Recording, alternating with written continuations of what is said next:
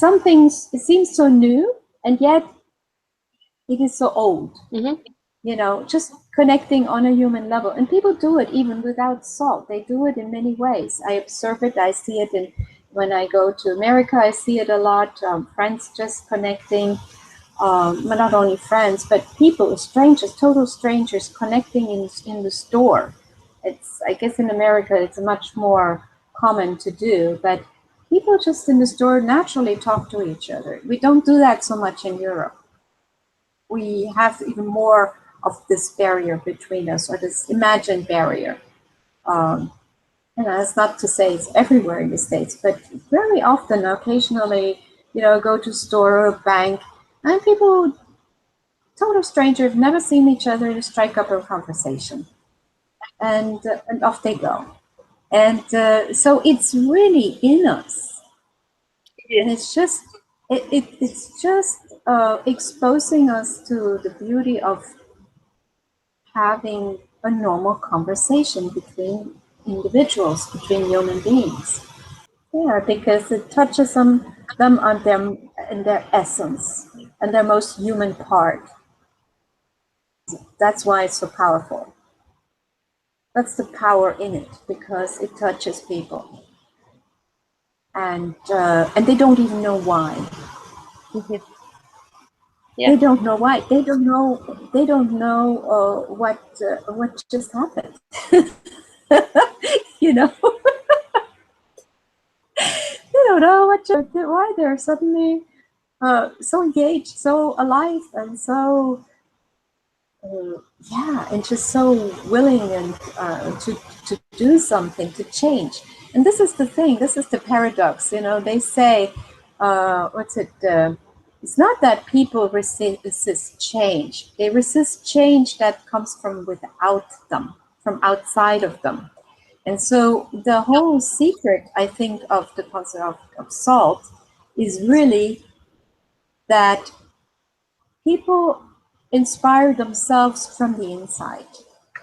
They are the ones that want to bring about the change, whatever that means for them. And that's, again, that's the power. Always imposed on them, and they will engage when that is something that connects them with whatever the cause is. You see. And for me, it's a bit like you know. I'm a big believer in that we can change our world if we just have the right conditions and the right tools. And this is really, I'm recognizing more and more how this is really the tool that we can use to create a better world. We just now need to be able to spread it and make it the standard. You know, it's not about a new belief, you know, because we have accumulated enough beliefs in growing up and in our society, but it's about what is it that we feel deep inside, and that is what that's the power. What it touches, is it the appreciation that you think the releases the energy for transformation? Is it a mindset? What is it for you?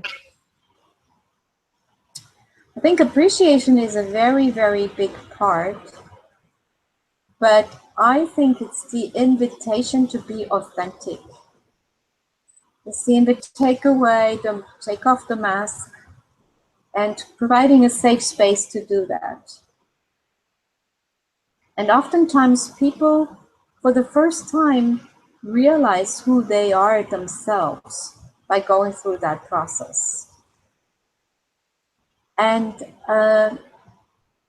it's the invitation to get rid of those beliefs, what other people might think, how I should behave, how I should look, how I should dress, how I should act, all of these things, just to get rid of all that, I think, and the invitation to do so and to act based only on their experience and their innate beliefs, not the ones that are imposed on them, their values, their personality, you know, it's okay to be a total introvert. It's okay to be the clown. It's okay to be whatever. It's okay, you know, when people realize it's okay the way you are, they also recognize it's okay for the others to be how they are, and that already creates the immediate bond and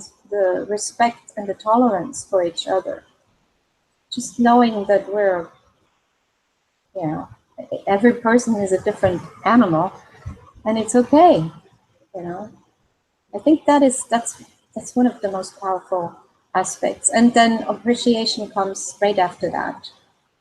Because we all want to be recognized, and we don't get enough of that. We don't even recognize and give recognition to ourselves. We don't even appreciate ourselves enough. And so when being guided through the process, people will suddenly understand. I think the quote that best sums it up was a quote that one of our participants brought in a book, and it was posted on Facebook.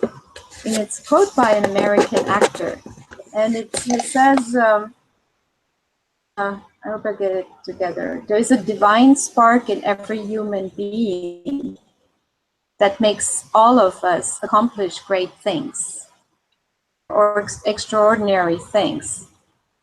And I think it's the discovering the divine spark in each person. They themselves discovering their own divine spark and then seeing it in the other person. I think that is where the fire can grow. And it's being fanned by working together. It's being fanned by having the dream together, building the dream together. It's fanned by seeing, oh, we can actually really, really do this, achieve something. So all of this is what I have experienced for myself and through observation. And I'm a firm believer in these approaches, and especially SALT and CLCP, the whole process. So we'll see where we go from there. But I feel it's just the beginning.